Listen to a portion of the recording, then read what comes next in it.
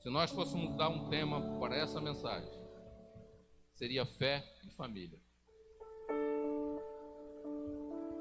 O que a sua família vai influenciar na tua fé, na tua caminhada de fé com Jesus? Tudo a família influencia na nossa caminhada com Jesus. 1 Timóteo 5,8 diz assim: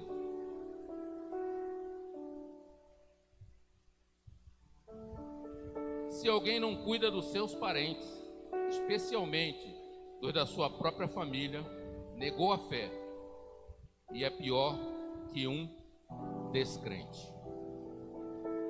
1 Timóteo, capítulo 5, versículo 8, nos diz que se alguém não cuida da sua família, ele nega a fé e ele é pior do que aquele que está lá no mundo, do que aquele que não conhece a Deus. Mas Paulo, ele estava ensinando aqui, ele estava falando acerca do cuidado das viúvas. Então ele dizia, a igreja ela não aguenta tomar conta de todas as viúvas, mas somente aquela que não tem ninguém por ela, aquela que tem um familiar, um parente, um filho. Esse filho tem a obrigação de cuidar da sua mãe. Esse filho tem a obrigação de prover as necessidades da sua mãe. E o que isso tem a ver com a família? Tudo. Tem tudo a ver. Porque o filho, ele é ensinado e ele cresce debaixo dos ensinamentos de pai e mãe. E a Bíblia diz que nós devemos ensinar o nosso filho no caminho que ele deve andar, porque quando ele crescer, ele não vai se desviar dele. Filho pródigo é um exemplo disso. Ele cresceu num lar de amor. Ele sabia que o pai dele era um pai amoroso. E quando ele se viu numa situação difícil, foi ao pai dele que ele foi. Porque ele recebeu esse ensinamento. E isso está intimamente ligado à família. É a família que estrutura isso na vida da pessoa. Cuidado familiar está intimamente ligado à sua fé. É impossível separar uma coisa da outra. E existe uma bênção especial para aquele que observa esses mandamentos. Aquele que vive debaixo desses mandamentos, existe uma bênção especial. Quem não cuida da sua família, nega a fé e é pior do que um descrente. E como que eu trago essa palavra para dentro do nosso casamento? Para dentro do relacionamento conjugal? Como pai, eu tenho obrigação de cuidar da minha família, materialmente, emocionalmente e espiritualmente. E para isso, Deus me deu uma ajudadora. Então, a mulher que está do seu lado aí, vocês dois têm como responsabilidade de cuidar da sua família, de cuidar dos filhos, de ensinar os filhos no caminho que devem andar, de viver isso dia a dia. E isso, como eu falei anteriormente, não é só em palavras, mas é em gestos e atitudes. Em gestos e atitudes.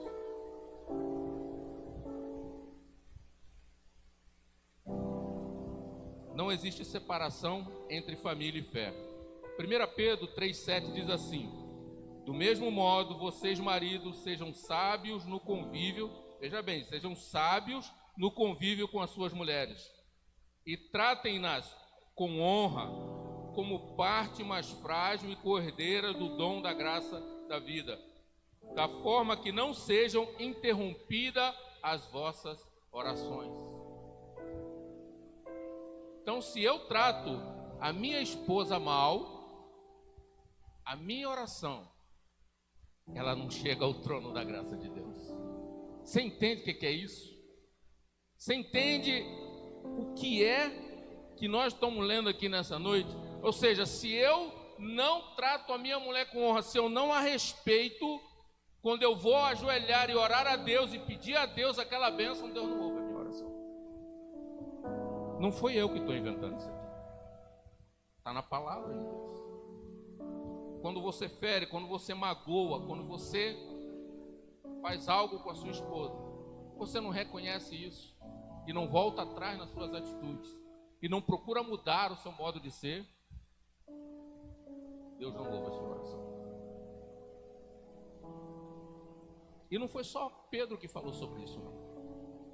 Nós vamos ler aqui em Malaquias, no capítulo 2, no versículo 13 ao 16, diz assim: há uma coisa que vocês fazem, enche de lágrima o altar do Senhor, choram e gemem porque Ele já não dá atenção às suas ofertas, nem as aceita com prazer. E vocês ainda perguntam, por quê?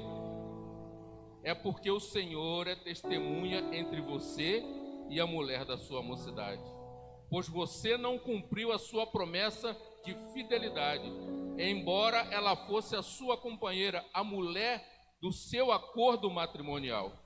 Não foi o Senhor que os fez um só, em um corpo e em espírito, eles lhe pertencem. E por que um só? Porque ele deseja uma descendência consagrada.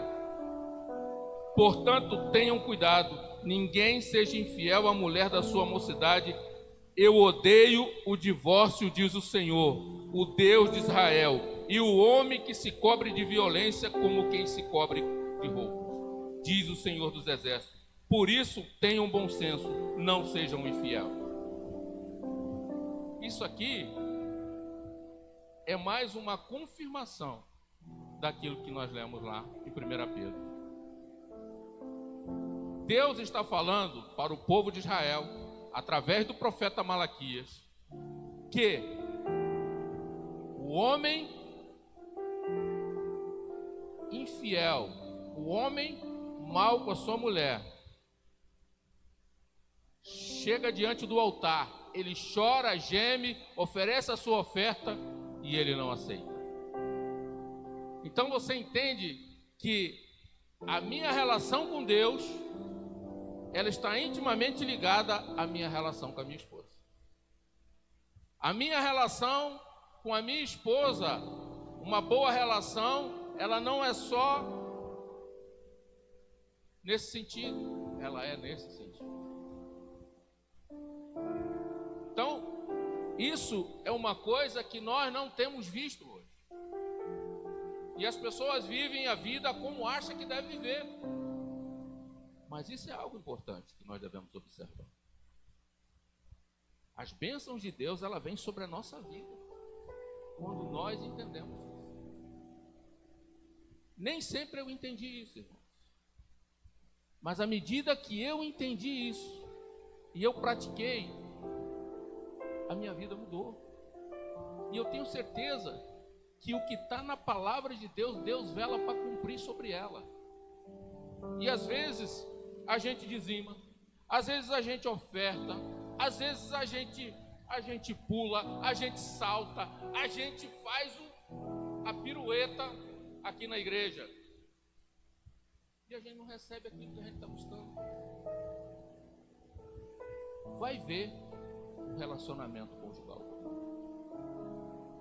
Porque tantas pessoas têm a vida atribulada de sofrimento, de dificuldade, de lutas, e não entende isso aqui. Parece uma coisa simples. Todo dia a gente fala sobre isso. Todo culto de casal a gente fala do relacionamento homem e mulher. Mas se nós observarmos os pormenores, isso tem o poder de trazer vida e de trazer morte, de trazer bênção e de trazer maldição. E eu creio que por isso Deus, nesses dias, tem levantado pessoas dispostas a falar sobre isso. Tem levantado pessoas dispostas a falar sobre isso. Quantas pessoas nós temos aqui na igreja? Quantos casais nós temos aqui no Guaicurus hoje? E quantos nós temos efetivamente aqui hoje?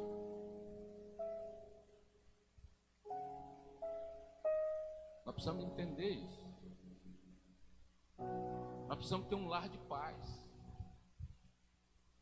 Eu não aceito viver uma vida de amargura e de sofrimento, de briga dentro da minha casa. Nós não podemos aceitar isso. Nós precisamos direcionar a nossa vida debaixo da palavra. Jesus disse que aquele que quer andar com Ele deve pegar a sua cruz, negar a si mesmo e seguir. Mas a sociedade, ela nos diz que não é assim não.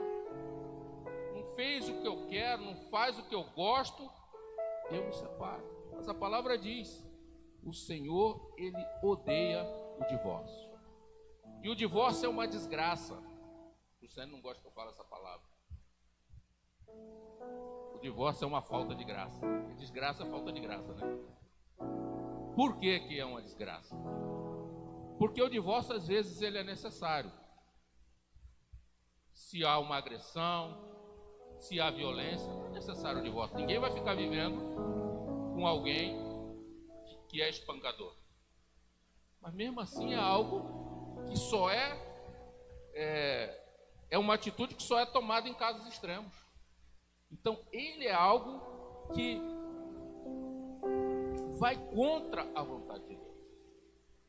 Eu sou filho de uma mãe que se divorciou, se separou do meu pai, eu tinha 3 meses. E ela me criou sozinha até eu completar 5 anos. Costurando em uma máquina, e não era dessa que você aperta o pezinho e corre, não. E depois ela foi viver com o meu padrasto, que é meu pai, hoje eu considero como meu pai. E eu presenciei mais de 40 anos de relacionamento dos dois. Um relacionamento maravilhoso, os dois viviam bem. Na minha casa não tinha briga, ela era uma mulher braba. Você não conheceu. Era uma velha braba, mas não tinha briga, não tinha confusão. Uma mulher de compromisso. E o que eu quero dizer com isso? Às vezes o divórcio é necessário. Ninguém vai morrer porque se divorciou um dia. Mas a partir dali, a gente precisa viver uma vida debaixo da palavra de Deus. A partir dali, a gente precisa caminhar dentro dos preceitos e da vontade de Deus. Dentro daquilo que Deus nos chamou para fazer. Não adianta, irmãos. Quando a gente fala, que as orações... Por que Pedro fala do homem em si? Porque naquela época a mulher não tinha vez. Naquele tempo a mulher, ela não tinha uma prominência na sociedade. A mulher não ensinava a palavra de Deus. A mulher não fazia, não protagonizava nada.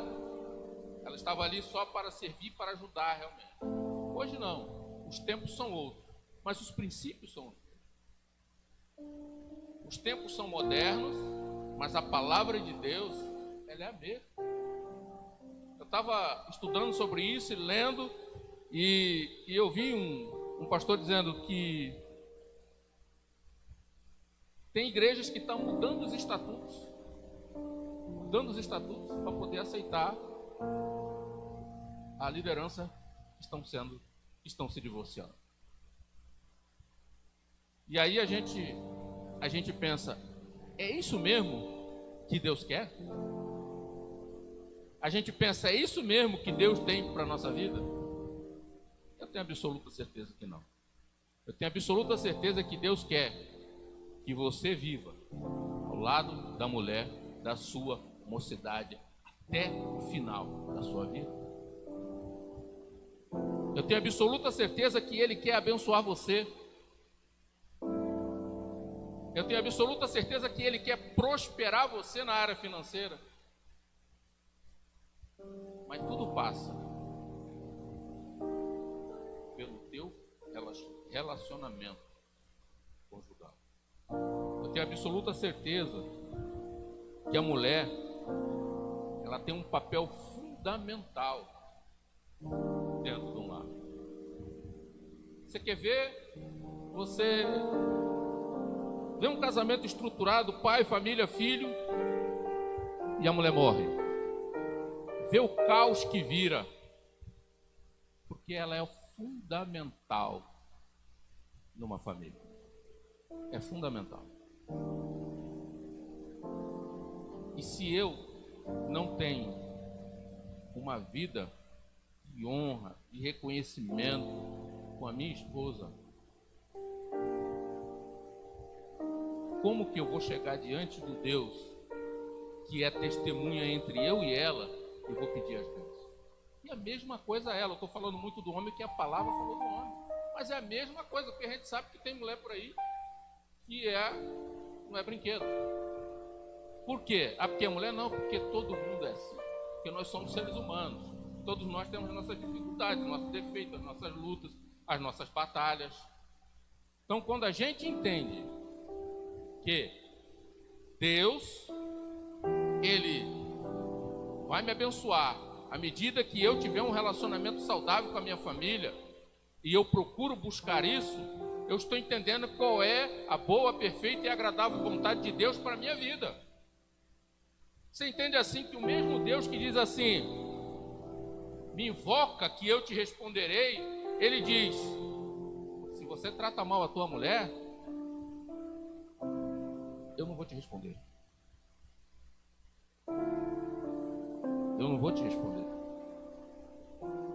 Então isso, quando eu recebi essa palavra, e eu já tinha visto muito sobre isso, eu já tinha lido essa palavra em 1 Pedro, mas quando eu fiz a conexão lá com Malaquias, e quando eu comecei a estudar, e quando eu comecei a sentir isso no meu coração, eu falei, cara, eu tenho que trazer essa palavra para a igreja.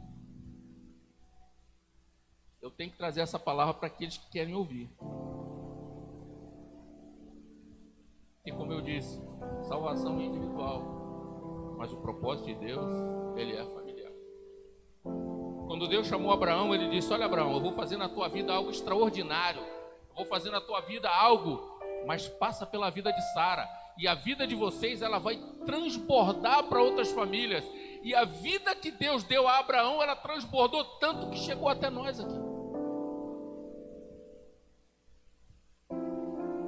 Que um dia, um homem decidiu acreditar naquilo que Deus ia fazer através da vida dele, através da mulher dele, através do filho dele, através do neto dele. E isso é família. Isso é família. O propósito de Deus é muito mais importante do que a minha vontade. Ainda que a minha vontade seja estar deitado no meu sofá, com a perna esticada, assistindo Netflix. Mas o propósito de Deus é muito mais importante do que isso. O propósito de Deus é muito mais importante do que o meu querer. Então eu preciso pegar a minha cruz, botar nas costas, negar a mim mesmo e caminhar mais uma milha. Mas caminhar sozinho não, tem que caminhar com o Jussiele do meu lado. Porque ela é a mulher com a qual Deus foi testemunha, é a mulher da minha mocidade. Eu costumo dizer para ela que ela é o amor da minha mocidade. Eu tinha 19 anos quando eu conheci você. E nem sempre eu fui bom, mas graças a Deus que Deus é misericordioso. Nem sempre eu reconheci isso, mas graças a Deus que a misericórdia do Senhor alcançou a minha casa, alcançou a minha família, e nessa noite eu estou aqui dizendo para você, Deus é Deus de milagre, Deus pode mudar a história. É só a gente querer, irmãos. Ah, o casamento é difícil. Cara, eu penso assim, difícil é quem está lá no respirador agora lutando para respirar. Difícil é quem tem uma doença incurável e luta todo dia. Isso é difícil. Ah, o casamento não. O casamento ele passa muito pelo nosso ego, pela nossa vontade. Nós às vezes não vivemos a vontade, a boa, perfeita e agradável vontade de Deus, porque nós somos orgulhosos. Nós achamos que nós é que mandamos. Nós achamos que nós é que temos que dar a última palavra. E isso eu digo tanto para a mulher como para o homem. Mas não é isso que Deus quer.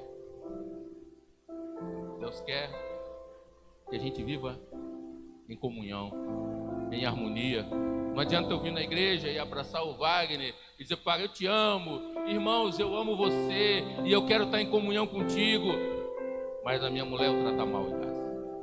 Não adianta a Jussiane vir aqui e falar, e rodar, e o reteté, e me tratar mal em casa. Não adianta isso. A gente precisa falar sobre essas coisas, porque senão a gente está se enganando. Senão a gente está se enganando. Senão a gente vem aqui e a gente faz como os outros, né? Que vão à igreja no domingo, num dado momento, e vai lá e acende uma vela para isso, acende uma vela para aquilo. E não, hoje eu fui na igreja e está tudo certo. E não é isso. Quando Jesus ele se encontra com a mulher samaritana e ela fala para ele, olha, os nossos antepassados dizem que é aqui no monte que é adorar, o pessoal diz que é em Jerusalém, e Jesus diz, olha, hora vem e agora é que os verdadeiros adoradores adorarão o Pai em espírito e verdade. E quando Jesus morre na cruz do Calvário, ele entrega a sua vida, a Bíblia fala que o véu do templo ele foi rasgado de cima a baixo. E ali eu tenho livre acesso a Cristo. Ali eu posso chegar na presença de Deus agora. Eu não preciso de intermediário. Eu não preciso de ninguém para orar por mim. Eu posso ajoelhar e orar e acessar o trono da graça de Deus, porque Cristo abriu esse caminho para nós.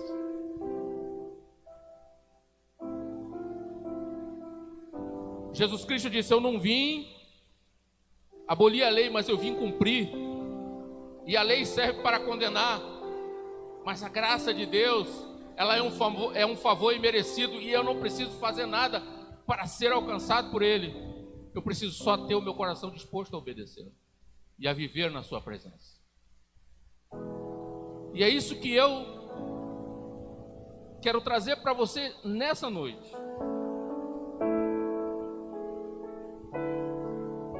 A Bíblia fala que o homem é o cabeça da mulher, que a mulher deve se submeter à autoridade do homem. E isso tem arrepiado a nova geração hoje, porque isso vai de encontro a tudo aquilo que a gente vê. Mas isso tudo, irmãos, é em amor.